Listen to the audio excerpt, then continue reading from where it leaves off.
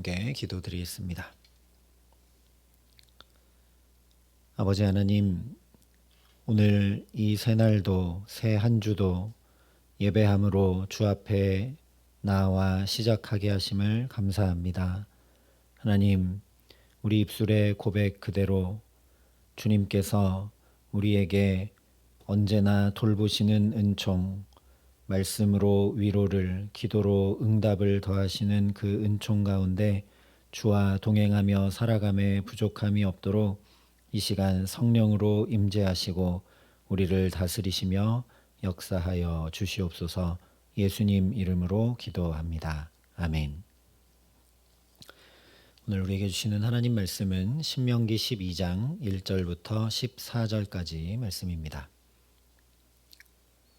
신명기 12장 1절부터 14절까지 말씀입니다.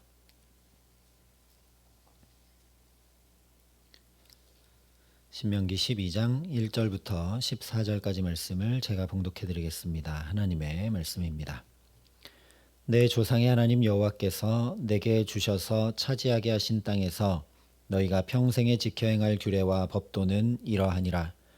너희가 쫓아낼 민족들이 그들의 신들을 섬기는 곳은 높은 산이든지 작은 산이든지 푸른 나무 아래에든지를 막론하고 그 모든 곳을 너희가 마땅히 파멸하며 그 제단을 헐며 주상을 깨뜨리며 아세라상을 불사르고 또 그 조각한 신상들을 찍어 그 이름을 그곳에서 멸하라. 너희 하나님 여호와께는 너희가 그처럼 행하지 말고 오직 너희 하나님 여호와께서 자기의 이름을 두시려고 너희 모든 지파 중에서 택하신 곳인 그 계실 곳으로 찾아 나아가서 너희의 번제와 너희의 제물과 너희의 11조와 너희 손의 거제와 너희의 서원제와 낙헌 예물과 너희 소와 양의 처음 난 것들을 너희는 그리로 가져다가 드리고 거기 곧 너희의 하나님 여호와 앞에서 먹고 너희의 하나님 여호와께서 너희의 손으로 수고한 일에 복주심으로 말미암아 너희와 너희의 가족이 즐거워할지니라. 우리가 오늘 여기에서는 각기 소견대로 하였거니와 너희가 거기에서는 그렇게 하지 말지니라. 너희가 너희 하나님 여호와께서 주시는 안식과 기업에 아직은 이르지 못하였거니와 너희가 요단을 건너 너희 하나님 여호와께서 너희에게 기업으로 주시는 땅에 거주하게 될 때 또는 여호와께서 너희에게 너희 주위의 모든 대적을 이기게 하시고 너희에게 안식을 주사 너희를 평안히 거주하게 하실 때에 너희는 너희의 하나님 여호와께서 자기 이름을 두시려고 택하실 그곳으로 내가 명령하는 것을 모두 가지고 갈지니 곧 너희의 번제와 너희의 희생과 너희의 11조와 너희 손의 거제와 너희가 여호와께 서원하는 모든 아름다운 서원물을 가져가고 너희와 너희의 자녀와 노비와 함께 너희의 하나님 여호와 앞에서 즐거워할 것이요 내 성중에 있는 레위인과도 그리할지니 레위인은 너희 중에 분깃이나 기업이 없음이니라.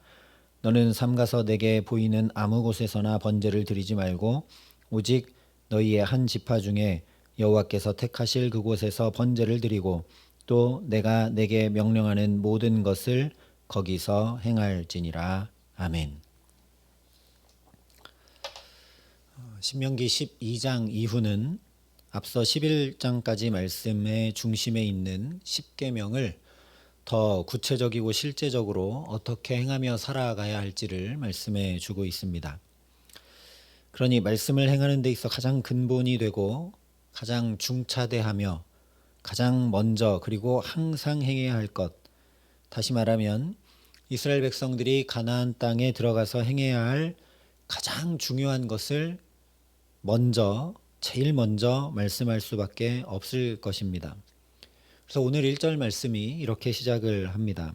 내 조상의 하나님 여호와께서 내게 주셔서 차지하게 하신 땅에서 너희가 평생에 지켜 행할 규례와 법도는 이러하니라. 이제 선포되는 말씀은 가나안 땅에 들어갔을 때 한두 번이 아니라 마음에 새겨서 평생 지켜 행할 규례와 법도, 그만큼 너무너무나 중요한 말씀이라는 것입니다. 그리고 우리가 이미 두 번에 걸쳐 살펴봤지만 12장 전체에 이어지는 모든 내용은 바로 예배에 대한 말씀입니다.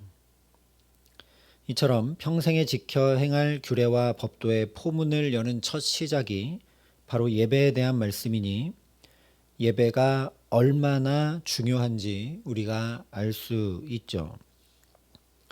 이것을 신명기 맥락에서 말해보자면 예배하지 않고는 결코 말씀을 준행함으로 살아갈 수 없다는 이야기입니다.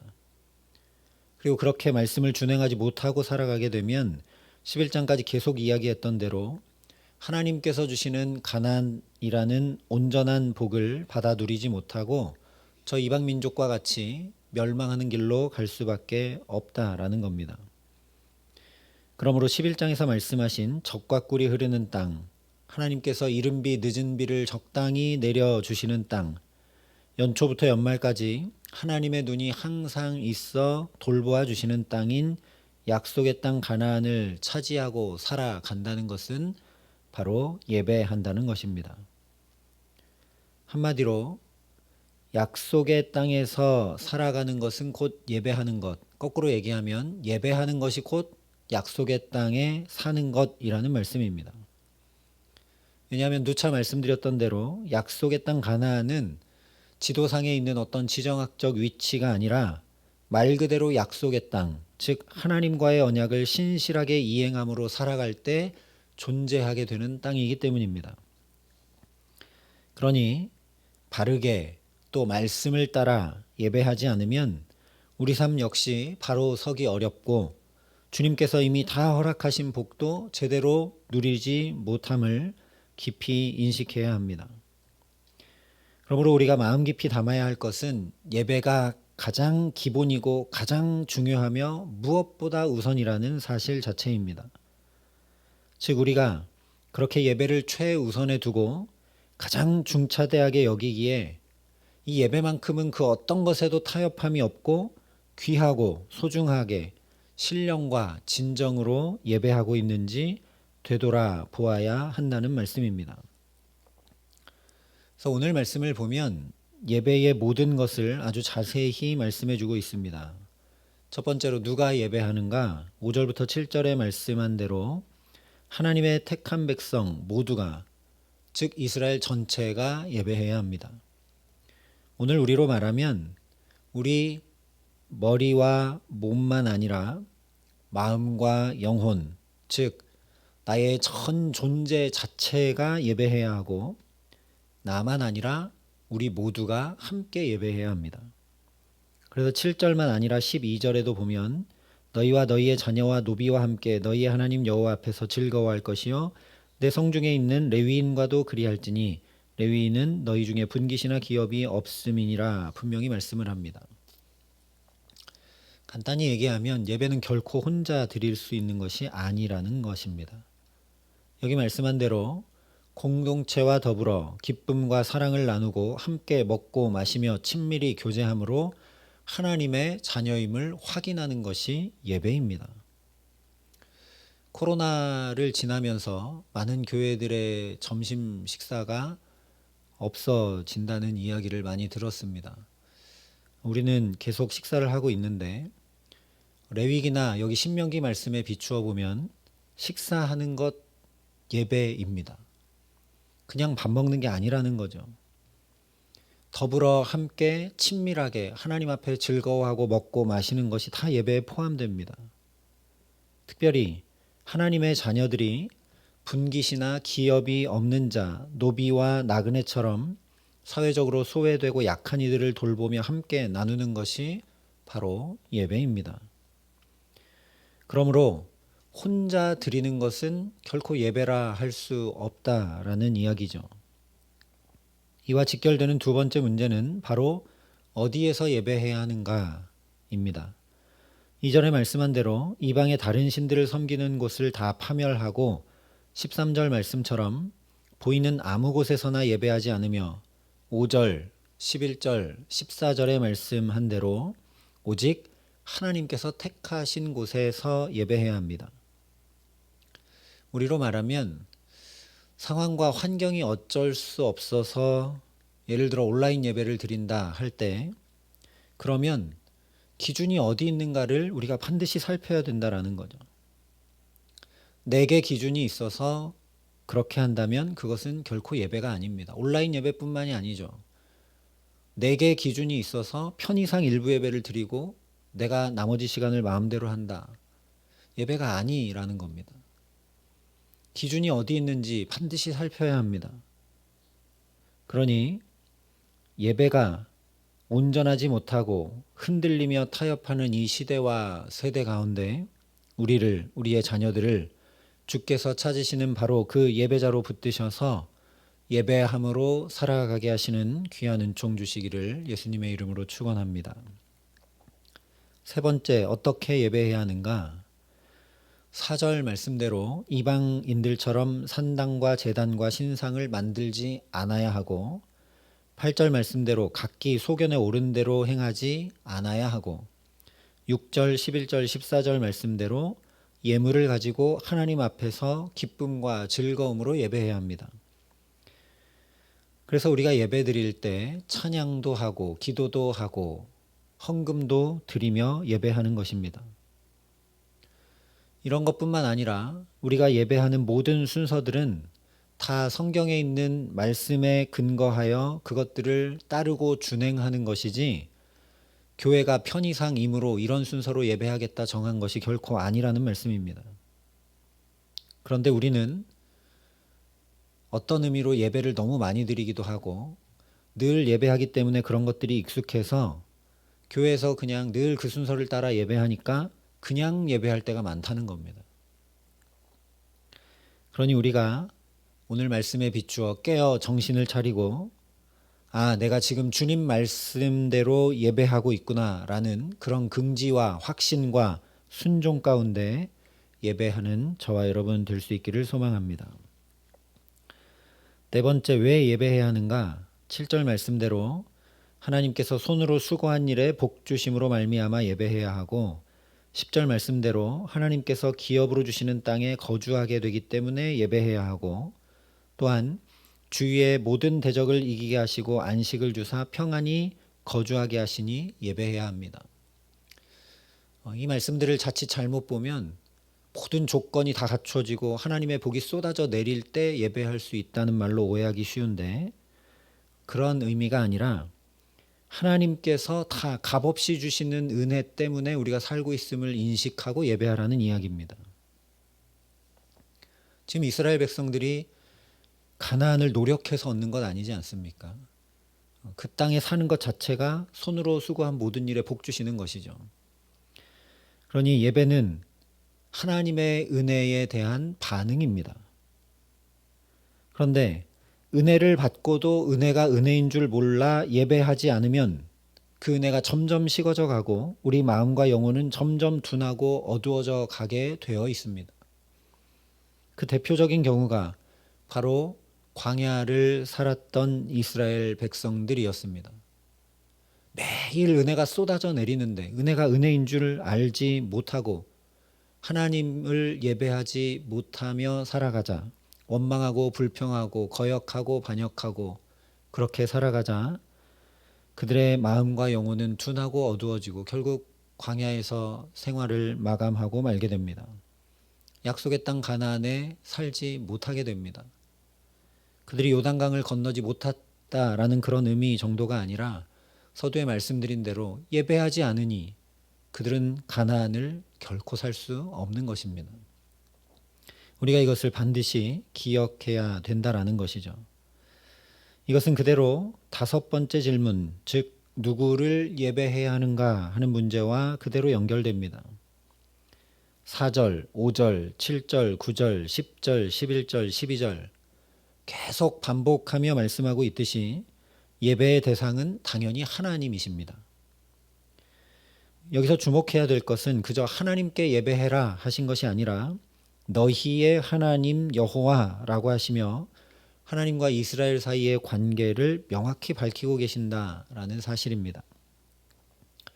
예배의 가장 근본적인 의미는 하나님을 만나는 것입니다.